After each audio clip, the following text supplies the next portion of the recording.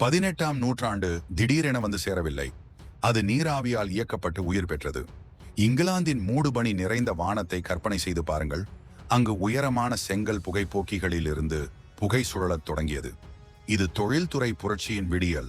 மனித கைகள் வலிமை மிக்க இரும்பு கியர்களுக்கு வழிவகுத்த ஒரு அற்புதமான சகாப்தம். கிராம வாழ்க்கையின் மென்மையான ஓசை தொழிற்சாலைகளின் இடைவிடாத துடிக்கும் இதய துடிப்பாக மாறியது. சலசலப்பான பட்டறைகளில் ஜேம்ஸ் வாட் போன்ற புத்திசாலித்தனமான மனங்கள் நீராவி இயந்திரத்தை முழுமையாக்கின. எளிய கொதிக்கும் நீரை தடுக்க முடியாத சக்தியாக மாற்றின. விரைவில் என்ஜின்கள் இரும்பு தண்டவாளங்களில் பச்சை கிராமப்புறங்களில் ஈடியுடன் கூடியிருந்தன. உலகை முன்னெப்போதும் இல்லாத வகையில் ஒன்றாக இணைத்தன. நீராவி கப்பல்கள் கடல்களை வென்றன, நமது பரந்த கிரகத்தை சுருக்கின. நிச்சயமாக இந்த விரைவான முன்னேற்றம் நீண்ட நிழல்களை வீசியது. ஆனால் அப்படியிருந்தும் புதுமையின் கியர்கள் தங்கள் சுழற்சியை ஒருபோதும் நிறுத்தவில்லை.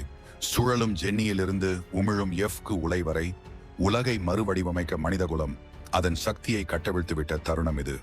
இது கண்டுபிடிப்பை விட அதிகம். இது நமது நவீன யுகத்தின் பிறப்பு. பார்த்ததற்கு நன்றி.